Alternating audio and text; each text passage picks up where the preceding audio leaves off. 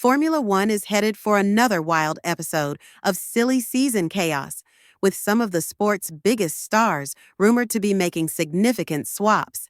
Sitting at the center of it all, George Russell and Max Verstappen, the two drivers with the biggest chunks of the 2026 jiggle. So, what are some of the craziest things that could potentially occur for 2026?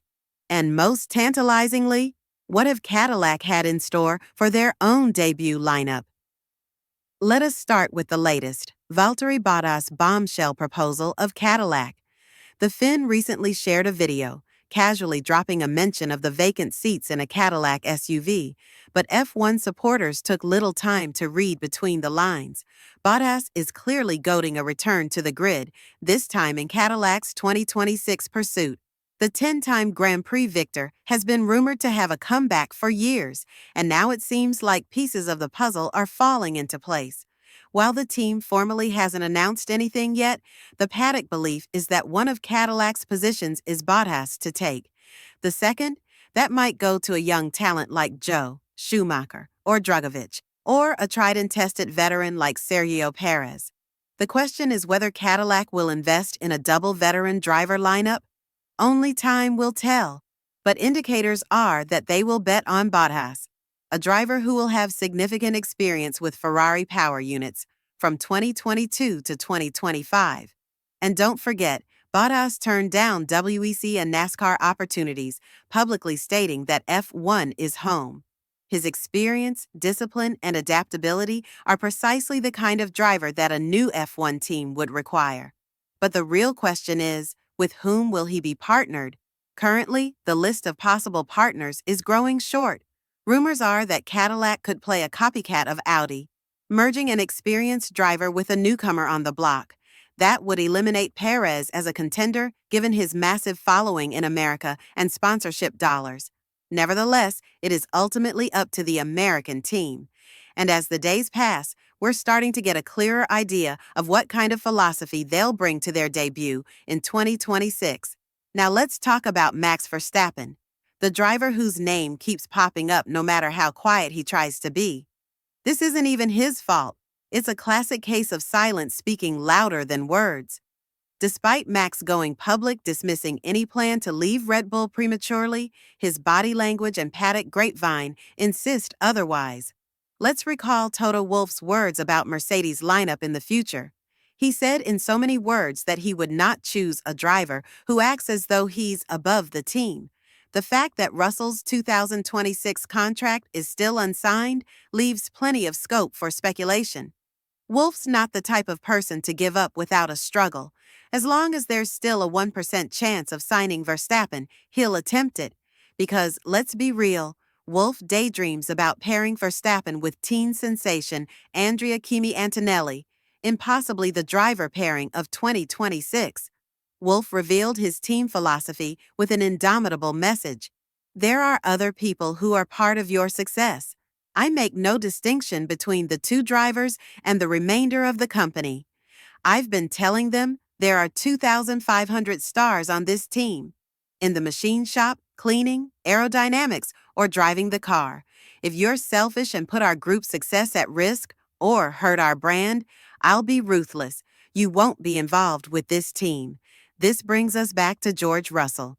The Brit has raced well for Mercedes this year, even winning in Canada. Even so, his future at Brackley is uncertain. Russell understands the game. He understands that Verstappen is the most wanted player in F1 today, and if every team had a spot available, they would all be attempting to recruit him. That is simply how it is in the world of Formula One, mercilessly unpredictable. Like that, every decision has its own risk-reward scale, and this is where things get a bit more interesting for Russell.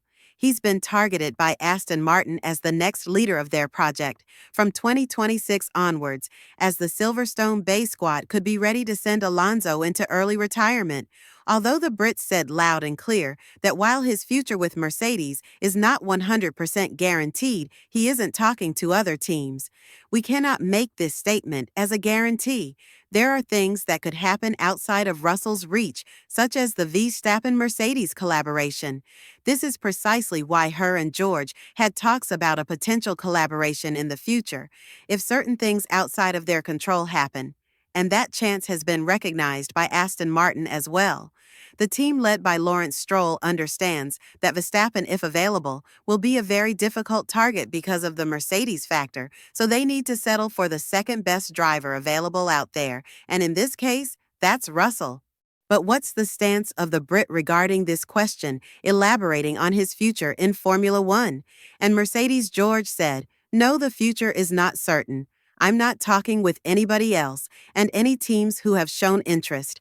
I've been quite open to saying my intentions are to stay with Mercedes. That's always been clear, and I'm loyal to Mercedes. They gave me this chance to get into Formula One.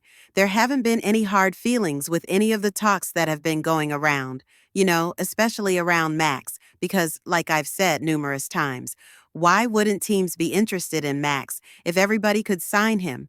But then again, it would make the most sense for Russell to join Red Bull if he's not part of Mercedes, because of a simple reason: he has a guaranteed seat and will join a renowned project under the leadership of her. After all, he might be tempted by the challenge of winning races with the same team as Verstappen.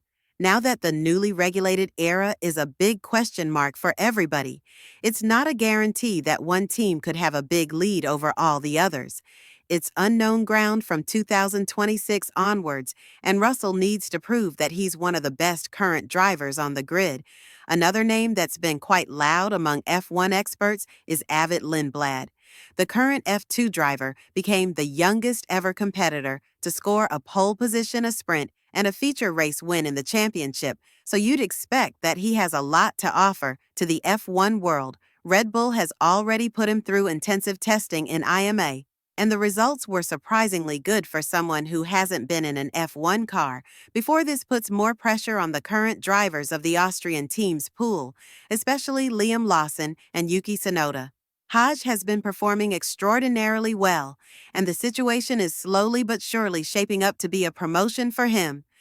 Next to Verstappen, Yuki Tsunoda received a fair share of warnings from both her and Marco, and if the results don't come onto their porch in the remainder of this season, then make no mistake that trigger will be pulled on Tsunoda. If this were to happen, then Hajar would be promoted to Red Bull. The Frenchman already said that he will accept this opportunity despite not being ready for it. The reality is that a chance like this comes once in a lifetime, and now that Verstappen's future is also under a question mark, Hajar could see himself being the leader of the team. Not that long away from now and again, all of this is related to the poor performance of Tsunoda, who, while scoring points on 5 out of the 10 occasions this year, is still under a lot of scrutiny for his Red Bull showing. He waited for the seat's promotion for 5 years, and now all of a sudden, the car's behavior is under a big question mark. It's going to be one of the hottest stories moving forward with this season, and every time Hajar is above Tsunoda in both qualifying and race day, the talks are going to intensify, and we might be looking at a surprising debut as well. Alex Palou from IndyCar 500. We've seen that Palou isn't afraid of an F1 challenge, having driven McLaren machinery during free practice sessions in the past season. What's even more interesting is that he's been dubbed as a great talent for F1, having been considered for Williams' 2025 seat. As well, Palou received a lot of praise from Carlos Sainz, who said that if you're capable of winning the Indy 500, then you're definitely ready for an F1 seat. However, Alex denied that F1 is on his radar so far, and unless something very interesting happens in this regard, it's highly unlikely that we'll see him in this championship for a longer period of time. The same can be said for Colton Herter, who's been labeled as the next great hope for Cadillac, but is very reluctant to make the move from IndyCar 500 to F1. All of these potential transfers are keeping us on our toes, and it's up to the big dogs like Verstappen and Russell to pull the trigger and start the cascade of events. With all of this in mind, who do you think holds the biggest potential to make a bombshell in the world of Formula One? And more importantly, how do you see the grid looking in the first year of the new regulations? Let us know in the comments below. And once you do that, make sure to click on the video that's appearing on your screen right now.